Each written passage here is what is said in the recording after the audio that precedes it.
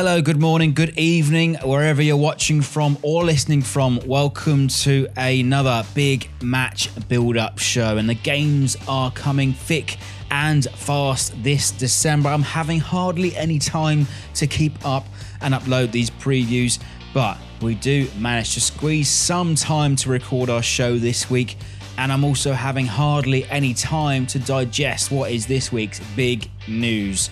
Now, of course, now we know Mark Hughes has been sacked. So if the previews do seem a little outdated and a little vague, and then they were recorded before the news broke.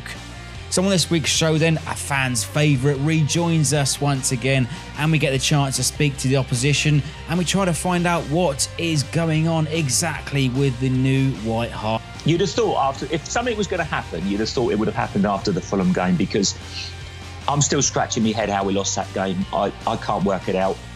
Probably he can't work it out how we went from 2-0 to 2-2 yesterday. It's infuriating, some of the things that are happening at the back. Basic errors. This season, all of our season tickets have been sold for the new stadium under the premise that we were going to be able to get in there and watch our football team play there. So we paid out, and then they are reimbursing you as you go to Wembley. So it's a weird one, and you ended up paying more money to go to Wembley than you are for the season ticket. It's all a bit of a mess. So do stick with us. Hopefully you have time to consume this before kick-off on Wednesday night. As always now, this show is available to download in the card above my head on YouTube, and also available on the links below for most audio platforms. And earlier this week, we put the call out to enter our competition for this Le God canvas against the infamous grey kits of Manchester United. And this canvas perfect for your bedroom, bathroom, man cave, or wherever. So do find out who won that later on in the show. So enough of that then. Let's get on with this week's preview show as Saints head to Wembley to play Tottenham Hotspur.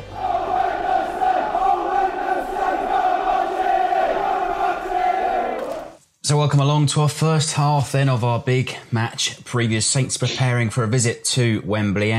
Clive is back after a few months. We haven't seen you, mate. How have you been? I've been around. Been to most of the games, unfortunately. I've been fine, mate. Thank you. This has been recorded on Sunday morning, so the result last night, Saturday against Manchester United 2-2, still fresh in our memories. But I suppose let's start with some negatives and then work towards our positives, because it was a strange game yesterday. But it's another home game without a win, another game from a winning position that we've sort of, well, it feels like a loss for me anyway, but 2-0, it never seems like it's a certainty. Did we invite the opposition back into it, or should we have gone for 3 and really written it off? I think we were going for 3 when we got caught with our pants down, shall we say, that when Redmond made that pass to Cedric, which wasn't the greatest pass in the world, unfortunately, and it overran for a goal kick, both players were unfortunately milking the applause from the crowd. I don't blame them for the goal, because how can you blame someone for a goal that happens 100 yards away? But it just shows you have to turn on at all times. And we just turned off for a split second. The shape of the team was wrong. Having said that, a lot of things at the other end happened that should have been avoidable. So, but that just shows you the intensity that you need, because I thought we were going for it, and I thought we were playing some really good stuff. Yeah, and I think also for the most part, United didn't look interested. It was an explosive first up, but really an anticlimax in the second. Yeah, I thought they'd come out and press a lot more. I thought, credit to Saints, they stayed. They didn't panic. It was only really that last bit in injury time when they had a couple of free kicks, and you're thinking, oh God, not again, here we go. But no, I thought we did all right second half to hold them steady. Yeah, I think for me also, a very gutsy performance. So, most of us leaving the stadium feeling, fairly positive, let's say. But we saw some encouraging displays once again. We saw Valerie and Obafemi make their Premier League debuts, the starts, and goals from Armstrong and that wonderful free kick from Cedric. But I think one of the criticisms that we've heard, and I've probably labelled it as much as anyone else, is that we're not physically strong enough. We're not fit enough. But I thought we showed we were in this game, and certainly physically, Lamina was amazing. He almost took it on him and what's his name, Pogba, yeah. He almost took it on as a one-man crusade to prove that he was up to the challenge, and I thought he did really, really well. I thought he was man of the match, to be honest. Yeah, Lamina, fantastic display yesterday, and people obviously with displays like that against some clubs like Manchester United, some people might be on their radar. I thought he put it in against Fulham. I thought he was excellent against Fulham, and he's been one of the shining lights in obviously what has up to now been a dreadfully disappointing season from results point of view. Some of the performances, when we go box to box, we look absolutely fine. It is okay, the finishing off and the holding on that our problem is. We can't put games to bed. We can't. And then when we do get an advantageous, now 12 points have been lost. My goodness, we'd be up above, up round about Leicester, would be somewhere like that. Yeah, mid-table quite comfortably. Yeah, very comfortable. Not even thinking about relegation. Whereas now we're in a scrap. The other guys are picking up, and your whole mindset changes. Yeah, I mean, at the time of recording now, we're still in the bottom three, second from bottom or third from bottom because Burnley lost yesterday, only above them on goal difference. But, it's starting to become worrying times. But, after yesterday's results, strangely, it seems like Mark Hughes has bought himself just that little bit of time. We said in the pub yesterday, perhaps he's now going from game to game. Maybe he is. You'd have thought if something was going to happen, you'd have thought it would have happened after the Fulham game, because I'm still scratching my head how we lost that game. I can't work it out. Probably he can't work it out how we went from 2-0 to 2-2 yesterday. It's infuriating, some of the things that are happening at the back. Basic errors. And you're going to get caught like that in the Premiership. You will get punished. No matter how well you play from box to box, no matter how many chances you create, you will get punished. And so, so far this season as well, it seems like Hughes doesn't know his best partnerships. Again, yesterday we saw a different partnership, Yoshida and Vestergaard, along with Stevens yesterday. Only 2 changes from midweek from the Carabao Cup game. People are calling for players, and Bednarek I hear called for, and Yoshi was being called for recently. And unfortunately they're all making mistakes, individual mistakes. And collectively that's leading to these performances where we look totally in control sometimes and we just give the game away. And that's got to stop. It really has to stop. If we get 1-0, if it has to go Rose Ed, it has to go Rose Ed. It's simple. It's a simple basics, and it seems like sometimes that Saints just cannot get it right. I suppose we have to look ahead to Tottenham on Wednesday. A very busy time for Saints in Tottenham as well. They have 2 games a week, and perhaps a blessing in disguise that we got knocked out of the Carabao Cup, because we won't have another game against Man City before Christmas and ruin our build-up, I suppose. But I suppose another game on Wednesday on to Tottenham, and they have the small matter of a North London derby this afternoon, I suppose, and they're picking up some form going into this busy Christmas period. Tottenham are in great form. He's gotten back into shape. Still got a chance in Europe, or they're going to have to put all the stops out to beat Barcelona. But it's probably one of the toughest games of the season, given what happened last season on Boxing Day. It's looking like one of the toughest games of the season for Saints. So all we can hope for is that we go there and, with the newfound fight in the team, at least put up a decent show, because Tottenham do have a lot of threats going forward. It isn't just about Harry Kane. But please, mark that. What's his name in midfield? Not Dele, the sweet Scandinavian, the Danish lad. What's his name? Eriksen, Eriksen had the last season when we played them. He had the run of the midfield, and you have to pick quality players like that up very tight. And let's hope, with this new formation in midfield, those 3 lads, I think Lamina, Højbjerg, and Armstrong have done pretty good the last couple of games in midfield. We've really fought hard for the ball there. It's the problems of the back 4, back 5, whatever you want to call it. And the goalie's having a bit of a wobble as well, which doesn't help matters. So, but let's go there with the fight we've shown against United and put up a fight against Tottenham. We won't be relegated in games like this, Freddie, or we won't finish where we're going to finish in games like this. It is Cardiff, Huddersfield and West Ham. All I would say is that these top teams have got so many fixtures in December they're going to have to really rotate the squad. And when you do that, sometimes that gives you a chance. I suppose, could we use that to our advantage then? How can we build on that newfound fight, on Wednesday? But last time, like you said, when we went to Wembley, no happy memories, humiliated on Boxing Day.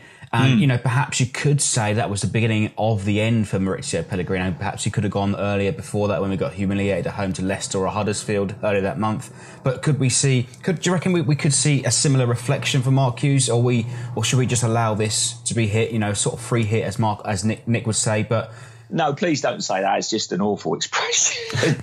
I just cannot stand free hits. There are no free hits, because you go 11v11 in every Premiership game. Yes, it's probably 10-1 that Saints are going to win this, maybe even get a draw. But you take that 10-1 and you fight and you fight and you fight, and you have to go. You have to be professional. That's the thing. I think sometimes Saints play some lovely football, but they're not professional for 90 minutes. They switch off. This is where these games are where you have to be professional and play with a bit of pride. Supporters will be there. They follow them all around the country. Play for those supporters. Fewer people are going to this game because it is at Wembley. We're, of course, expecting this to be at the new White Hart Lane, but, complete farcical, construction, let's say, and sort of we won't be looking forward to that until at least till next season. Should we stay up? Should we stay up, Freddie? People are not looking forward to it because they think we're going to get tonked. That's the unfortunate truth of the matter. Let's hope, and it is a big H, capital H, hope, that we can go there with fight and actually, stay in the game for as long as possible. Because Tottenham fans are the worst in the world at slagging their own team. If they're not winning 3-0, or comfortably, they're the worst in the world at slagging their own side. So, you take things like that. If the game goes on and it's 0-0 and Saints will get the odd chance, definitely. They did last season. They could have got 4 or 5 at Wembley on that dreadful day, but Tottenham could have got probably 15. But, you take that and you go with it, and you stick in there as long as you possibly can. So you're building us up, you're giving us a bit of positivity, but what's your score prediction, mate? I think we'll score. And I do think we'll lose, but sorry, guys, that's the reality of the situation. I can't bullshit. That is truly, they've got top quality players, and it's not just about Eriksen. There are many other players, but please mark him. And yeah, I think 1-2 with a bit of honour. Let's go with a bit of honour. Let's keep our heads held high, because the games this month that are crucial are going to be Cardiff, Huddersfield away, and West Ham at home. Get points from those games, you're still very much in the hunt. Lose those games, you're really up against it going into the new year. All right, excellent stuff, Clive, and hopefully we'll see you again soon. Up the Saints. Cheers, and Clive, hopefully we see you again soon on the show. But if you do see him around the ground, go and say hello to him. He wouldn't mind that at all. But now it's time for your bite-sized away guide. And if you're heading up to Wembley on the train on Wednesday, then there are no shortage of local pubs for Southampton fans. It's basically as you were for the League Cup final a few years ago. Let's assume that the Green Man pub is away fans, and most of Wembley Central is available too. So now's time to find out who won this coveted Le God canvas, courtesy of Art of Football. Now, we were overwhelmed by our responses over on all our social pages, but our winner has to be Derek Briddlecombe on Facebook, and he made no mistake of the match, as often some people do in 96. So well done, Derek. The canvas is heading your way soon. So now it's time to move on to our opposition view this week, and we get the thoughts from our counterparts ahead of kickoff. So welcome along to our second half and our opposition outlook part of the show, and we're joined by a familiar face once again, the host of the Fighting Cock podcast, Flav. Thanks for coming by, mate. My pleasure, Freddie. How you doing?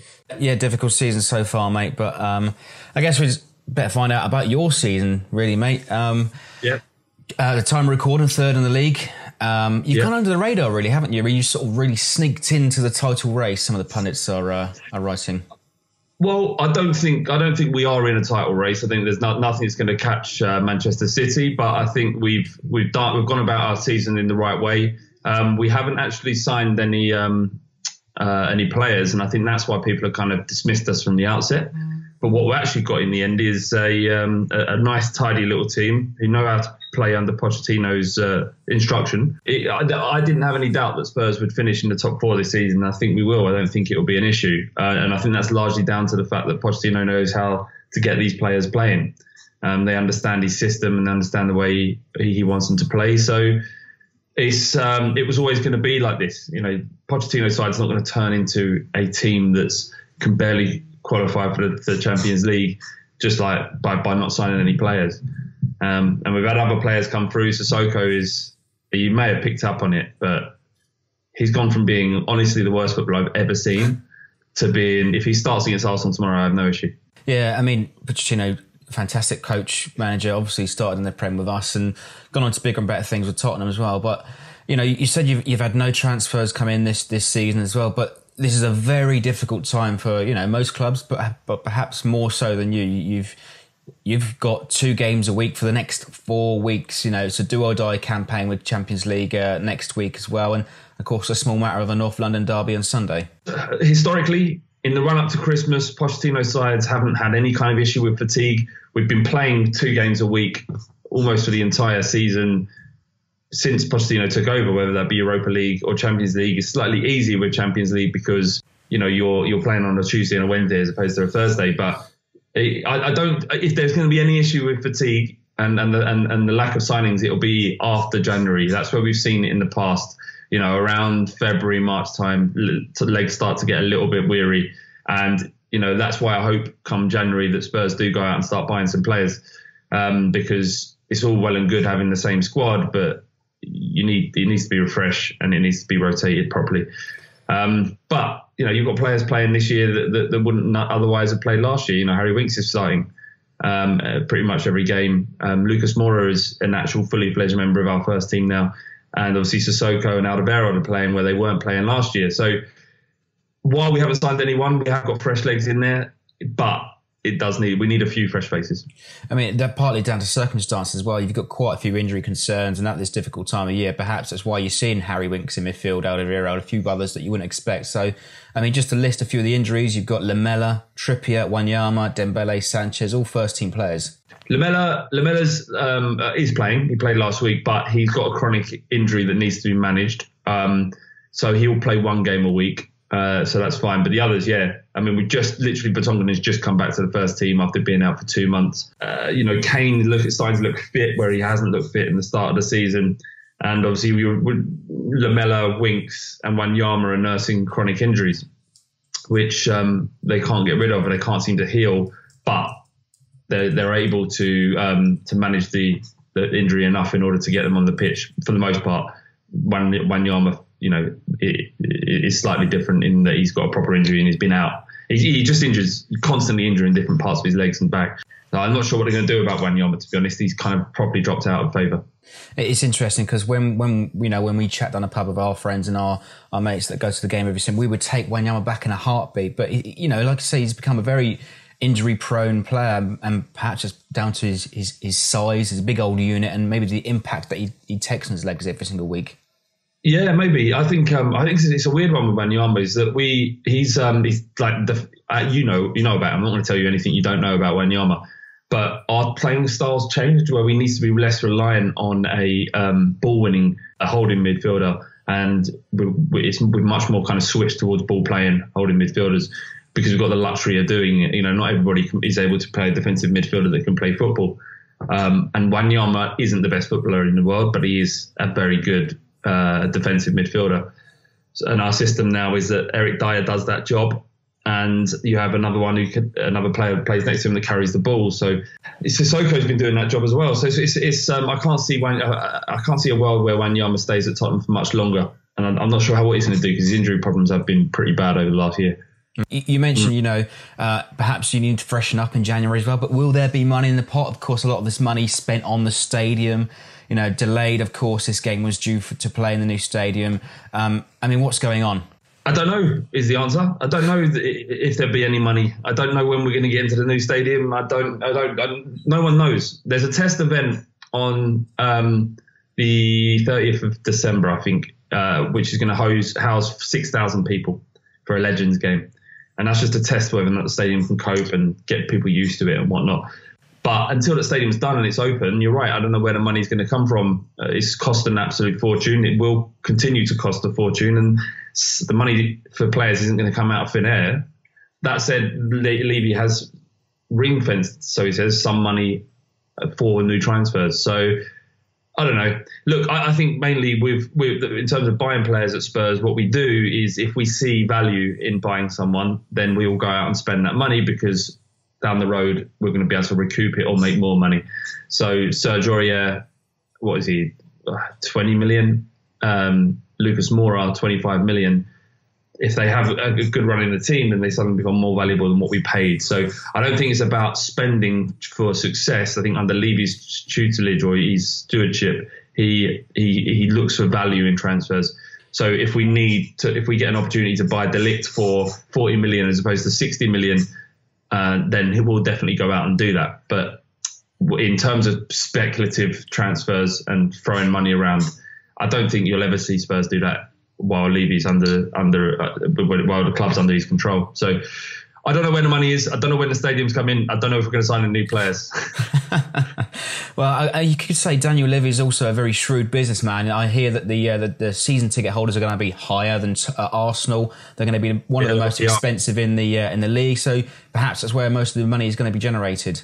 Yeah, Spurs' season ticket will probably be the most expensive season ticket in the world. I can't think of another club that would charge more than Tottenham. We're certainly the most expensive in England now.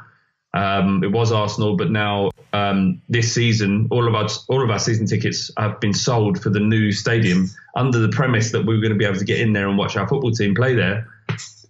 So we paid out, and then they are reimbursing you as you go to Wembley. So it's a weird one, and you ended up paying more money to go to Wembley than you are for the season ticket. It's all a bit of a mess.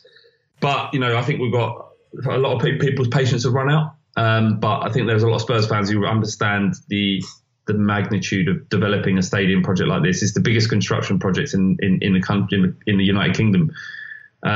So, look, these things go wrong and you just got to get on with it. And if, going to watch football is an expensive thing, it has been for many years. So if you were worried about getting shafted, when it comes to supporting your football team, then you'd have given up a long time ago. Well, I mean, that being said as well, that the price is so high, the ambitious project, everybody's asking now, are Tottenham the top team in London? It depends on where we finish, doesn't it? I mean, you're top if you're top of the league. We're above Chelsea, we're above Arsenal, so yeah, we're the top team in London, and that's what proves it. I think if you look at the amount of hatred that comes our way from West Ham, Arsenal and Chelsea, they hate us more than anyone else. And so I guess that makes us the most relevant club in London as well. But, everyone says it about their own football clubs. The only one that's completely irrelevant is Arsenal. So, well, I'm sure a lot of our fans have something to say about Spurs as well. But, I mean, what you like us as well, didn't you? Yeah. Yeah, no love lost in terms of our audience. But, I mean, what have you made of Saints' season so far? Obviously, at the time of recording, second to bottom after Cardiff win on Friday. What do you think your approach is going to be on Wednesday? I think we just do what we do what we always do, which is just get on with it and play our system and hopefully that works out. And typically it does. We'll rotate the team, but we've got a nice, very strong squad. You'll probably see our young defender Jan Foyth come into the game, and he's like the next generation of defenders. I'm not saying he's once in a generation defender. I'm saying defenders, in my opinion, will evolve from sort of the Dean Richards, to use a player that both played for us, or a Robert Hoof type centre-back, to ball-playing centre-backs like De Ligt and Jan Foyth. So you'll probably see him. And I think we'll get a result against you. I think the issue with Southampton at the moment is obviously you've gone through a process of losing your players, having an excellent manager and losing Pochettino. It is really a club that bigger in inverted commas come in and pillage. But the problem I think you had is abandoning this kind of young sort of exciting style manager that you would have got in, and bringing in Mark Hughes, because he's got to be the most uninspiring man on earth. I mean, what are you going to do? At best, you're going to finish 15th, draw a load of games under Mark Hughes. I'd much rather you know, how did you go about finding Pochettino? Because we didn't. No one else knew about him. You went out and took it. So how does Southampton develop that philosophy again? Yeah, I think you've got it spot on as well, mate. You know, we have abandoned our model and we've simply got to the point of no return where we couldn't afford to gamble anymore on Mark Hughes. But I suppose it's time to finish off with your prediction, mate. You say you think Spurs are going to win quite comfortably. What's the score going to be then?